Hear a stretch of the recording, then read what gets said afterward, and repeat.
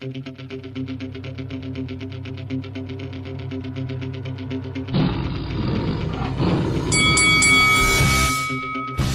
up, this your boy Roy Jones Jr. and you're watching Lights Out.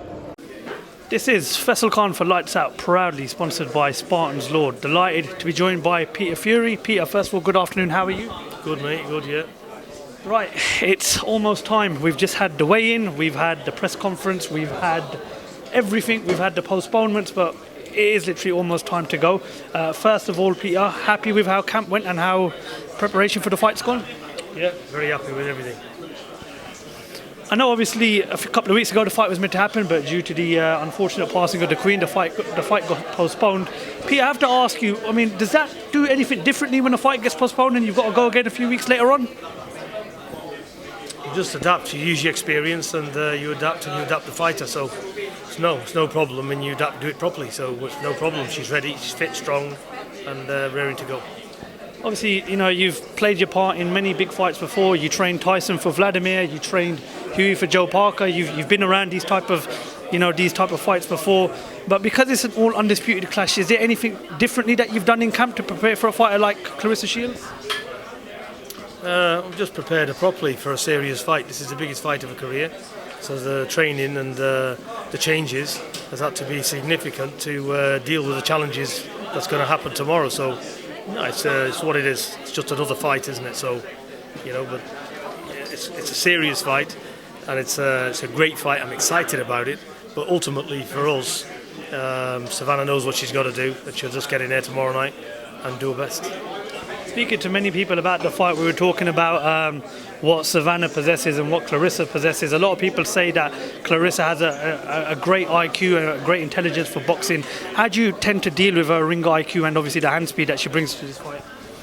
She's got all of that, and you'll see tomorrow how it plays out, because Savannah's got her plans, so they're going to be good. All as I need is the very best of Savannah, and that'll be enough. I know it's important not to look too far ahead, but I'm sure you've all got your own plans with Savannah. I mean, if she does come through on Saturday night, could the next plan be to perhaps go up to super middleweight or perhaps even a weight up in light heavyweight? Definitely, let's get tomorrow out the way first. Nothing's for granted here. This is the biggest and toughest fight of her career. That's what she's trained for. Should she come through that, then definitely, super middle next. You're obviously a proud man. You love the sport boxing. Your whole family's been in the sport boxing for many years. You know, we took a very tough. It was a tough time last week with what went down in the whole Conor Benn, Chris Eubank Jr. build-up. I don't want to ask you about, what your thoughts on the failed drug test is, but what can boxing learn from what we went through last week? Yeah, listen, you got to take the positives from the negatives. I've had plenty of negatives in my life, so what do we all want to do with negatives? Roll over. Face it, that's it. There's a lot more serious things happening in the world, but it is. It's not good. It's not a good report for boxing. It needs to be blotted out. But look, out of all the media and everybody going on about it, there's one thing. It'll kick the governing bodies up the arse, so it'll be more stringent. So there'll be more cracking down on it and everything else. So that's the positive side of it all. But as far as let the governing bodies, let the teams, let the legal teams deal with it. I'm not going to make any judgment. That's for them. Given the fact that it was dubbed as Conor Benn's biggest fight of his career, with the history of their fathers, has it all come to you as a surprise that a fighter like Conor Benn's managed to fail a drugs test, or is this a current situation in boxing where we're facing on a regular basis? Can I just be honest with you? Nothing surprises me. When I wake up in the morning and open my eyes and see daylight, that surprises me. I'm happy. Anything can go wrong. Look at the last fight. The Queen, God love her, passed away. The full thing's off. You don't know what tomorrow brings. There is no surprises in life. Remember that. I've done a Q&A with some fans. I want to read out a couple of questions, if that's all right with you, Peter. One of the fans that asked a question towards yourself was, if you could see a younger version of yourself today, what would your advice be to him? Listen to your parents, do good things. Easy to do bad things. Do good things and be patient. Take your time and listen to older people.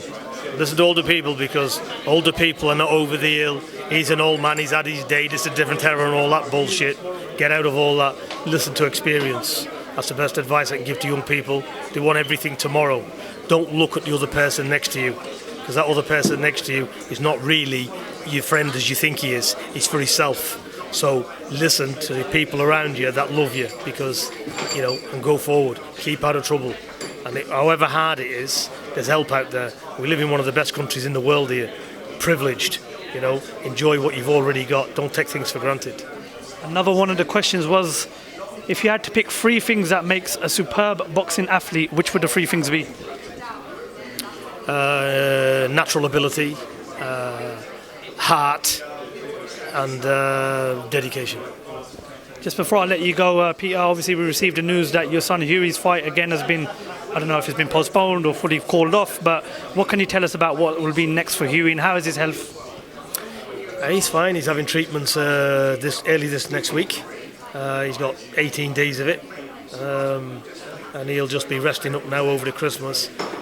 Probably do a little bit of light stuff in the gym, but just take total rest and let the treatment kick in. And he'll be back. He'll be back fighting. He won't be fighting at least to the end of April, but definitely sometime in May. Peter, we wish you the best of luck for tomorrow night, and thank you very much for taking your time out to speak to us. Thank you very much.